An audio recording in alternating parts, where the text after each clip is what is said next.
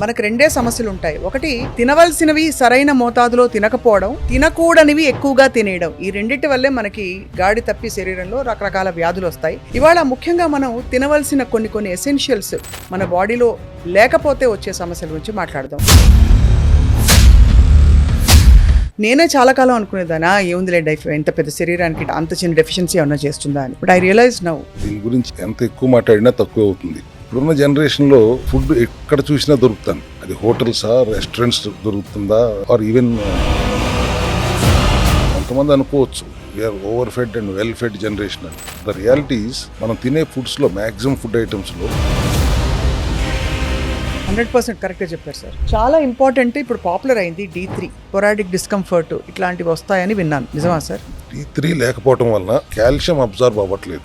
రక్తంలోకి తీసుకురావడానికి D3 ఎంత మోతాదు అవసరం, 5,000 10,000 15,000 అనేది చూసుకుంటూ దానిని చాలా ఇంపార్టెంట్ సార్. చర్మ సౌందర్యం మొదలుకొని తెల్లగా అవ్వడానికి అబ్జార్బ్ కానిది వైటమిన్ సి. దీని ఆవశ్యకత ఏంటి సార్ బాడీలో? డీటెయిల్డ్గా చెప్పాలంటే vitamin C is the most important thing, not only for your face or skin glow, and it has not only anti oxidant.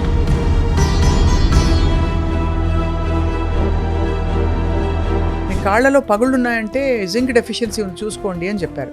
నిజమా సార్? అది కాళ్ళ పగుళ్లే కాదు. So zinc and iron and magnesium very essential for your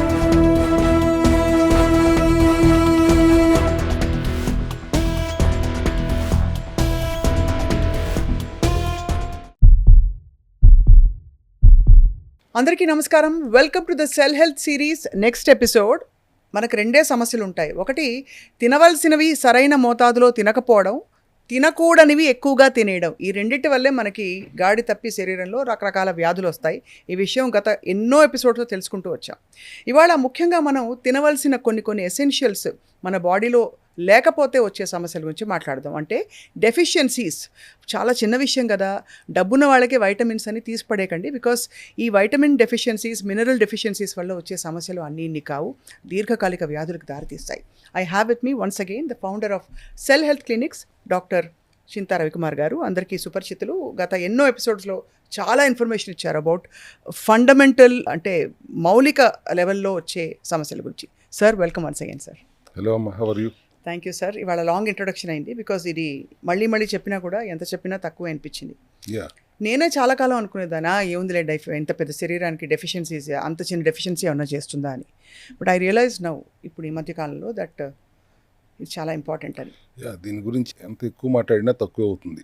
actually we are living in a strange generation where we are over fed but under nourished. Correct sir. ఇప్పుడున్న జనరేషన్లో food ఎక్కడ చూసినా దొరుకుతుంది. అది హోటల్సా, రెస్టారెంట్స్ దొరుకుతుందా, బేకరీస్లోనా, స్ట్రీట్ ఫుడ్డా, సూపర్ మార్కెట్సా, ఆర్ ఈవెన్ డెలివరీ యాప్స్ కూడా వచ్చేసినాయి. రాత్రిల పూట కూడా ఫుడ్ అందుబాటులోనే ఉంటుంది. సో కొంతమంది అనుకోవచ్చు we are over fed and well fed generation అని చెప్పుకోవచ్చు. But the reality is we are in the most nutrient deficient generation ఇప్పుడు. అవును సార్. ఎందుకంటే మనం తినే ఫుడ్స్లో మ్యాక్సిమం ఫుడ్ ఐటమ్స్లో క్యాలరీస్ ఎక్కువ, న్యూట్రిషన్ తక్కువ. దీనికి ఎవిడెన్స్ లాగా వీటన్నిటికీ రోగాలు చూస్తే బాగా పెరిగిపోతున్నాయి. ద మెటబాలిక్ డిజార్డర్సా, హార్మోనల్ ఇంబ్యాలెన్సా, or even immune related diseases అవ్వచ్చు, క్రానిక్ ఇన్ఫ్లమేషన్ అవ్వచ్చు, ఇన్సులిన్ రెసిస్టెన్స్ అవ్వచ్చు. ఇవన్నీ బాగా పెరిగిపోతున్నాయి ఇవాళ.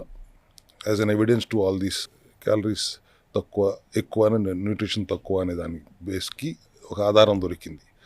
ఇవి ఎందుకు జరుగుతున్నాయి? Let us understand. దీన్ని మనం ఒక 3-4 భాగాలుగా విభజిద్దాం. First is most important, convenience, your modern lifestyle. Convenience అనే పదం మీదే మొత్తం మోడర్న్ లైఫ్ స్టైల్ అంతా బిల్డ్ అయి ఉందని నా ఉద్దేశం. 100% కరెక్ట్గా చెప్పారు సార్. లైక్ ఫర్ ఎగ్జాంపుల్, వర్క్ వెంటనే జరిగిపోవాలి, కమ్యూనికేషన్ ఇన్స్టెంట్గా ఉండాలి, ఫుడ్ కూడా ఇన్స్టెంట్గా దొరకాలి, ఏదైనా హెల్త్ ప్రాబ్లం వస్తే కూడా ఇన్స్టెంట్ రికవరీ కావాలి, సిమ్టమ్ అడ్రస్ అయిపోవాలి. బట్ ద ప్రాబ్లం ఏంటంటే మన బాడీ అలా డిజైన్ చేయబడలేదు.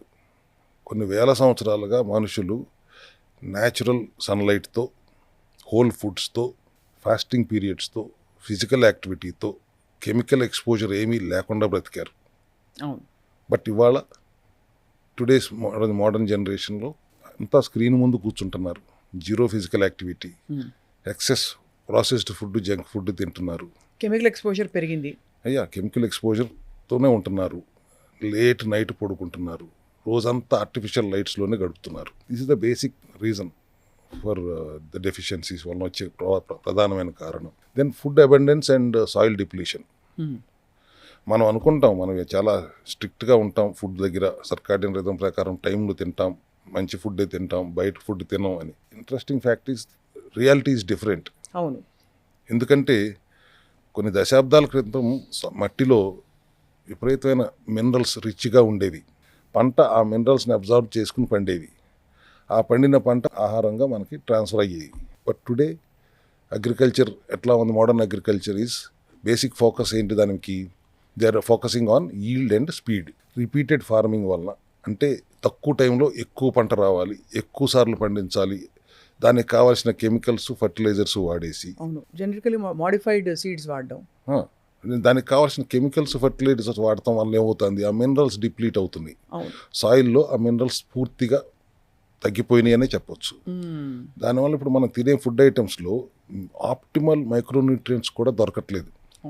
దీనికి తోడు ఇప్పుడు ఈ ప్రాసెస్డ్ ఫుడ్లో టేస్ట్ ఎన్హాన్స్ చేయడం కోసం కానీ, షెల్ఫ్ లైఫ్ పెంచడం కోసం కానీ, బల్క్ ప్రొడక్షన్ ప్రాసెస్లో ఈ మాల్టోడెక్స్ట్రిన్ లాంటి మోస్ట్ ఇన్ఫ్లమబుల్ కార్బ్స్ వాడటం వలన ఉన్న కొద్దిపాటి విటమిన్స్, మినరల్స్, ఎంజైమ్స్ కూడా బ్రేక్ అయిపోతున్నాయి.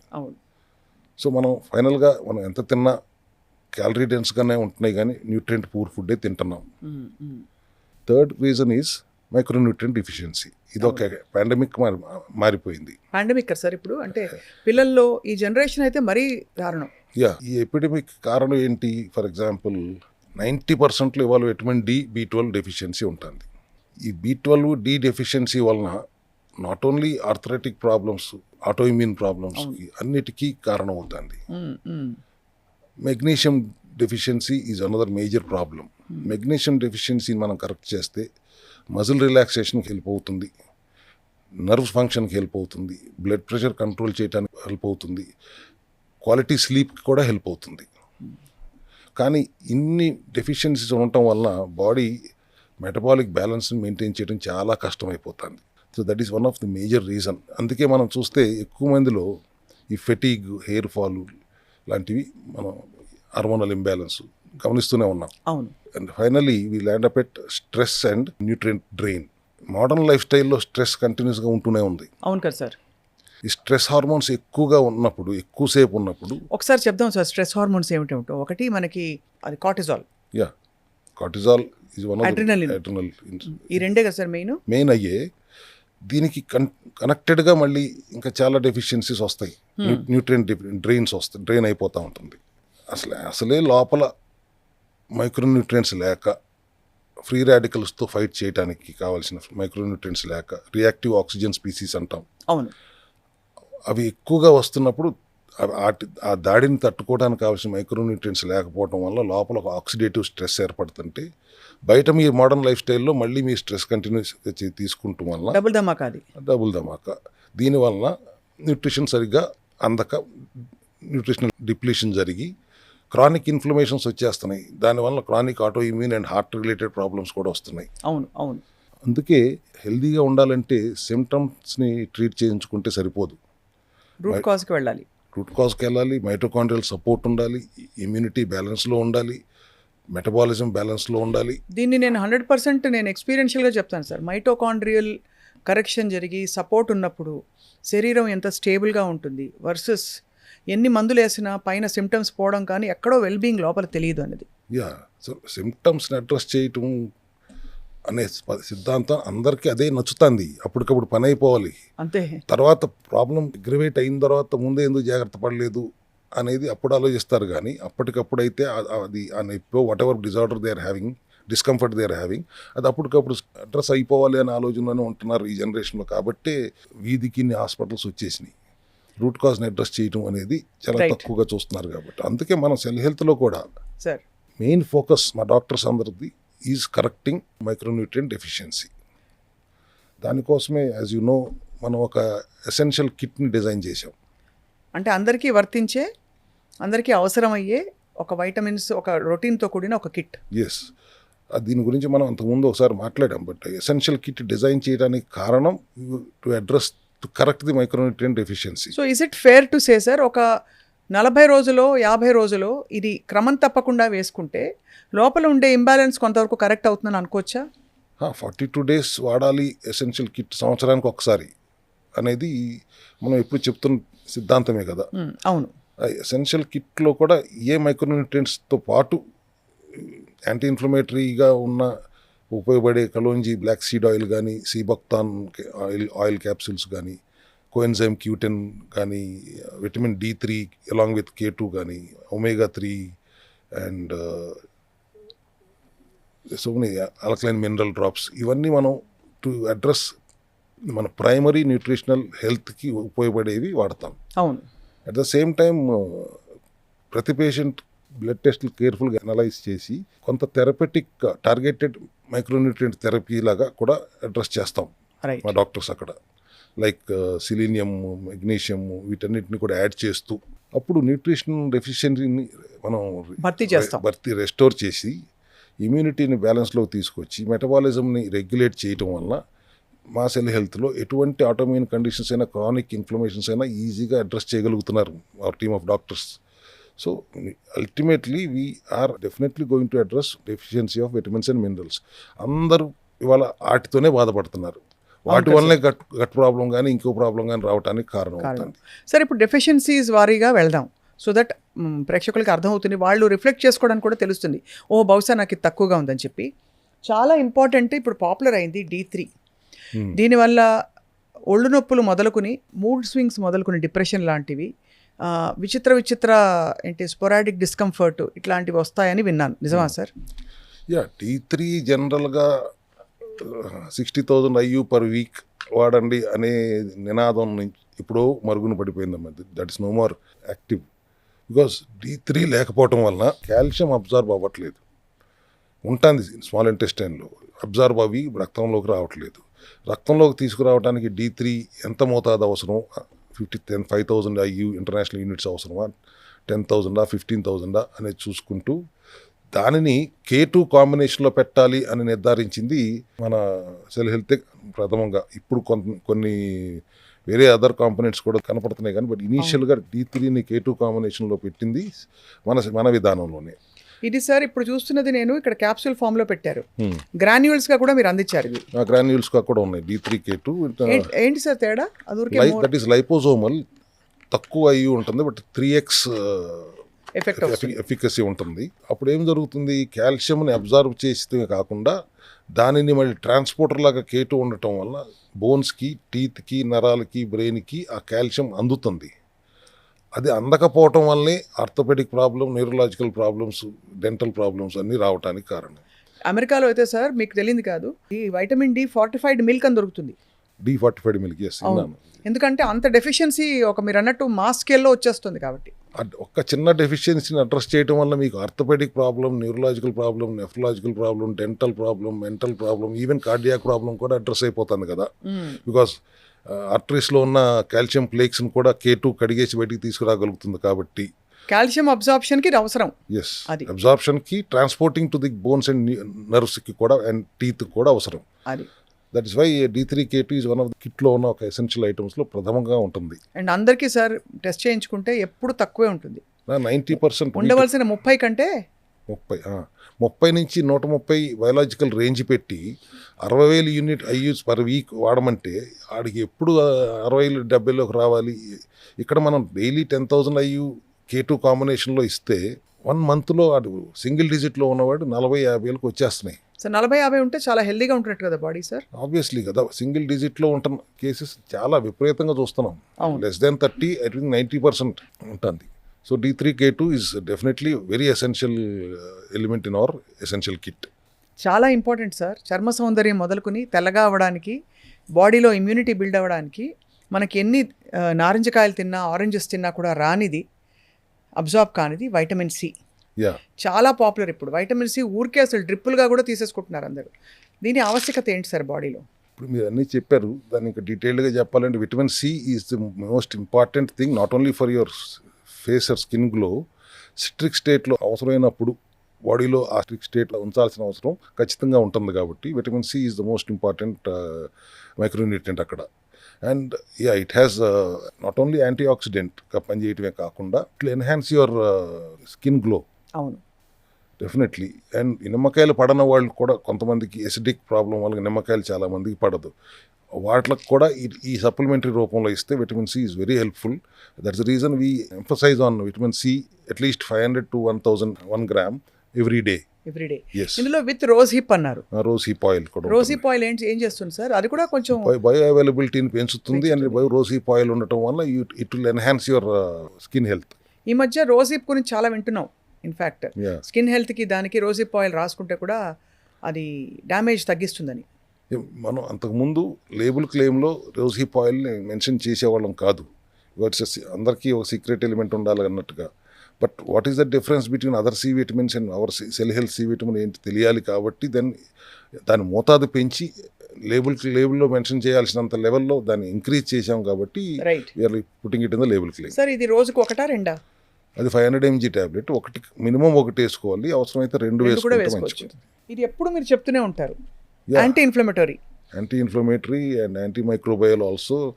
అదే బ్లాక్ సీడ్ ఆయిల్ కలోంజీ నుంచి వచ్చింది. చావును తప్పితే దేన్నైనా తగ్గించగల సత్తా ఉన్న కలోంజీ నుంచి తీసిన ఎక్స్ట్రాక్ట్, ఆయిల్ ఎక్స్ట్రాక్ట్. జుట్టు పెరగడానికి ఇది ఉపయోగపడుతుందని విన్నాను సార్.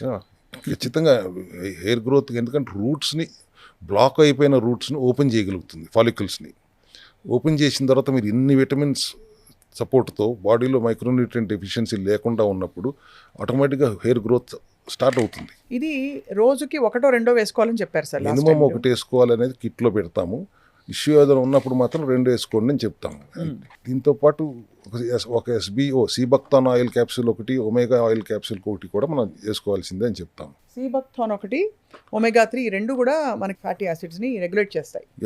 సీబక్తాన్ అయితే ఒమేగా 3, 6, 7, 9 అన్ని total all good omegas are there in the.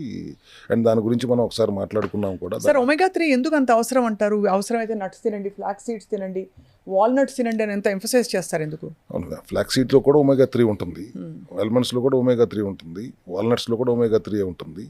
Omega 3 fatty acid is very essential for brain health, heart health and bone health. ఈ ఒమేగా 3 బాడీలో తయారవడం జరగదు.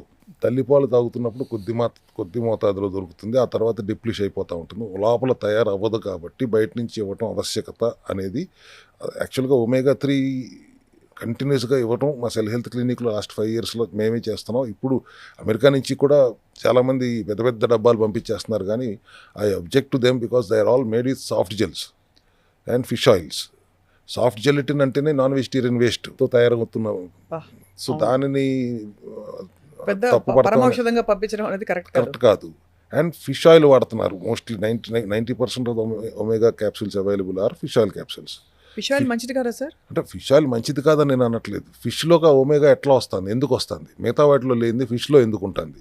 ఇక సముద్రంలో ఉన్న ఆల్గే ఆ నాచుని తింటుంది కాబట్టి నాచులో ఉన్న ఒమేగా దీంట్లో కొద్ది మోతాదులో వెళ్తుంది.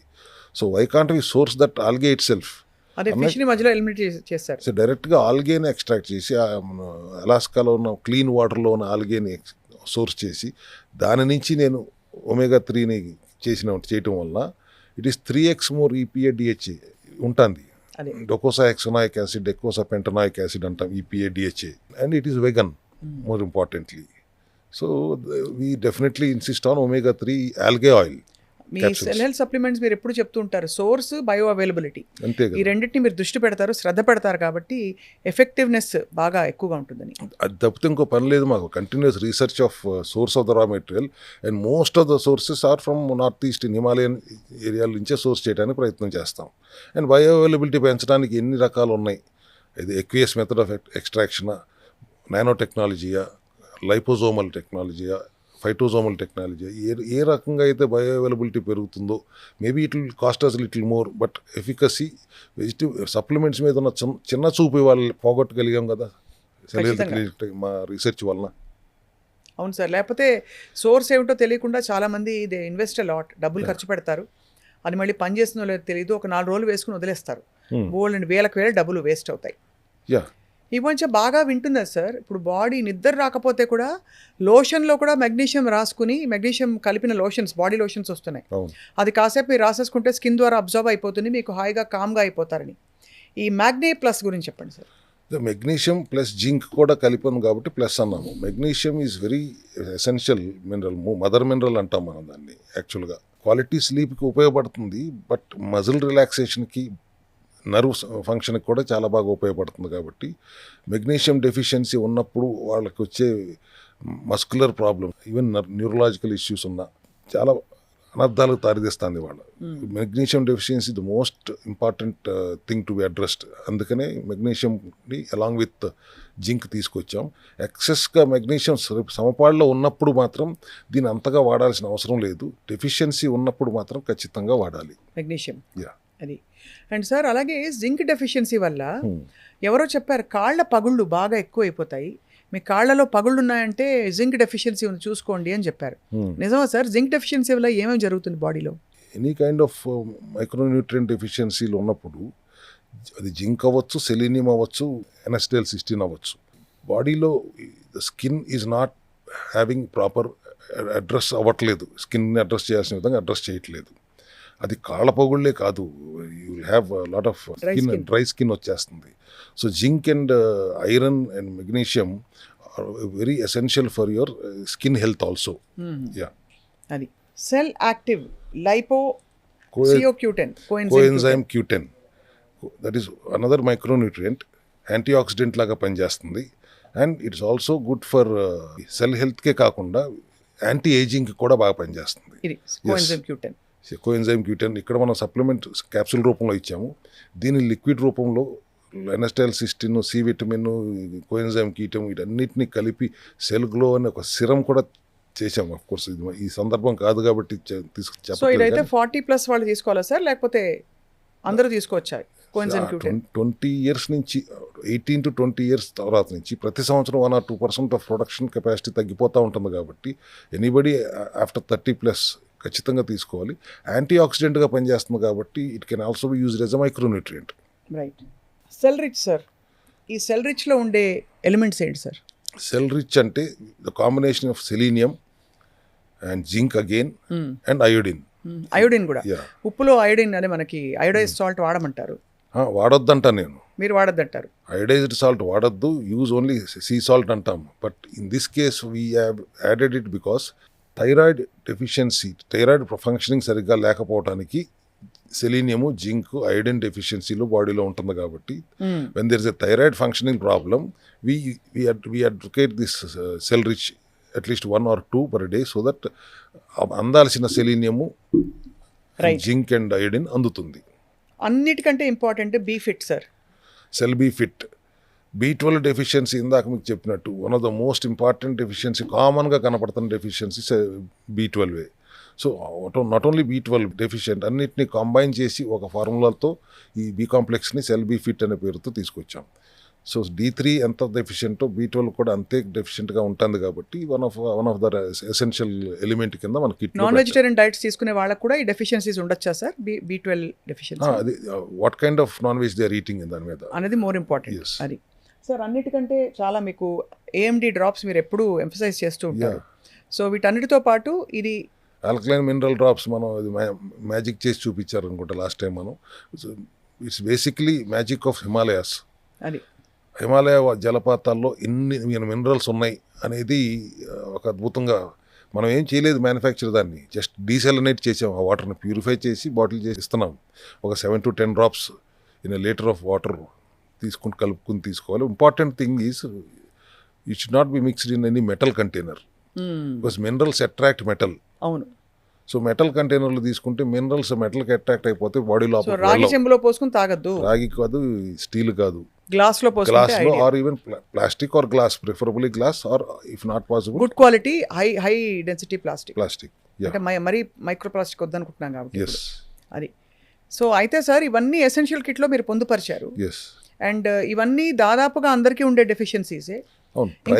ప్రైమరీ న్యూట్రిషనల్ హెల్త్కి కావాల్సిన అన్ని సప్లిమెంట్స్ని మనం కిట్లో పెట్టడం జరిగింది. అండ్ ఇవి ఫుడ్ ద్వారా పొందడానికి ప్రైమరీ కన్సర్న్ ఏంటంటే మనం ఎంతో తీసుకుంటే కానీ కావాల్సిన మోతాదు రాదని మీరు చెప్తూ వచ్చారు. యా, అంత తీసుకున్నా కూడా వాళ్ళు సాయిల్ ఇందాక మాట్లాడుకున్నట్టు సాయిల్ డిప్లీషన్ వలన, న్యూట్రిషన్ డిప్లీషన్, మైక్రోన్యూట్రియం డిప్లీషన్ వలన మీరు 300 గ్రాముల పసుపు వాడితే 5 గ్రాముల కుర్కుమిన్ వస్తుందన్న. క్వాలిటీ ఆఫ్ పసుపు is in any case depleted. దాంట్లో నుంచి మళ్ళీ 5 గ్రాముల పసుపు తీసుకోవడానికి క్వాలిటీ కుర్కుమిన్ రావాలంటే మళ్ళీ ఆ పసుపుని ఎక్కడి నుంచి సోర్స్ చేయాలి? న్యాచురల్గా పండే ఇది ఫారెస్ట్లో నుంచో లేకపోతే హిమాలయస్ నార్త్ ఈస్ట్ నుంచో సోర్స్ చేయాల్సి వస్తుంది. అండ్ అట్లా కాదు, మంచి సోర్సే తీసుకున్న 300 గ్రాములు పసుపు వాడతానికి మీకు ఎన్ని రోజులు పడుతుంది? కనీసం 2-3 నెలలు అయితే పడుతుంది కదా. ఎక్కువ పసుపు మనమే వాడం కదా. సో అందుకని కుర్కుమిన్ ఎక్స్ట్రాక్ట్ చేసి తీసుకొస్తున్నాం. కుర్కుమిన్ వాడుకోండి for anti microbial, anti inflammatory కోసం కూడా. అది bioavailability. Curcumin is not water soluble కదా అన్నప్పుడు దాన్ని వాటర్ సాల్యుబుల్ చేయడానికి పెప్పరైన్ యాడ్ చేసి మళ్ళీ దాని ఫైటోజోమల్ టెక్నాలజీతో బయోఅవైలబిలిటీ పెంచాం కాబట్టి రిజల్ట్స్ అంత అద్భుతంగా వస్తున్నాయి. చాలా బాగుంది సార్. I think everybody should evaluate వాళ్ళకుండే సిమ్టమ్స్, చిన్న సిమ్టమ్స్ని ఇగ్నోర్ చేయకుండా ముందు వచ్చి ఎవాల్యుయేషన్ ద్వారా, టెస్ట్ల ద్వారా, ఇప్పుడు అన్ని టెస్ట్లు అవైలబుల్గా ఉన్నాయి. మీరు చేస్తారా సార్ టెస్ట్లు మీ దగ్గర? తప్పకుండా అందుబాటులో ఉంచుతాయి. మేమైతే ఏం చెయ్యం, చేసే ఫెసిలిటీస్ని అక్కడ అందుబాటులో ఉంచి అన్ని టెస్ట్ చేయించుకుని ఒకసారి ఇది ఎక్స్పీరియన్స్ చేస్తే కంప్లీట్ వెల్నెస్ అంటే ఏంటో తెలుస్తుంది. ఇల్నెస్ టు వెల్నెస్ అంటా నేను. అది let us be well. And ఒకవేళ ఇల్నెస్ వచ్చిందంటే let us transfer it to wellness through our cell health supplements and nutritional protocols. ఎటువంటి there is only one disease కాబట్టి ఎటువంటి జబ్బునైనా అంటాను కానీ cell malfunction is the only disease according to our we belong to that fraternity. And దానికి కారణాలు 2: deficiency and toxicity. డెఫిషియన్సీని address చేస్తాం ఇటువంటి సప్లిమెంటరీ సపోర్ట్తో, డిటాక్స్ చేస్తాం, సెల్ రిపేర్ జరిగిపోతుంది. ఇటువంటి ఇబ్బంది లేకుండా గట్ హెల్దీగా ఉంచితే సమస్యలు పోతాయి అనేది సెల్ హెల్త్ విధానం. That's what we believe in. Thank you very much doctor Chinta Ravikumar garu. I think చాలా యూస్ఫుల్ ఎపిసోడ్. చూసిన వాళ్ళందరూ ఈ సమ్మర్ టైంని యూస్ చేసి వాళ్ళని మళ్ళీ రిప్లెనిష్ చేసుకోవడానికి, ముఖ్యంగా పిల్లలకు కూడా వాళ్ళ బాడీని మళ్ళీ నార్మలైజ్ చేసి నెక్స్ట్ స్కూల్ ఇయర్కి రెడీ చేయడానికి it's a great time. Yeah, finally I would like, summer వచ్చింది కాబట్టి drink more water, at least 4 liters of water or 5, even more also, no problem. But don't get dehydrated is what I suggest. Possibly you can drink our clustered water or otherwise also good, clean, alkaline, mineral rich water 3-4 లీటర్లు తాగండి. 4 లీటర్లు తగ్గకుండా తాగండి. అవసరమైతే కొద్దిగా diluted butter milk కూడా తాగుతూ ఉండండి. Thank you so much doctor Chinta Ravikumar గారు. Thank you. Will meet again in the next episode. Thank you.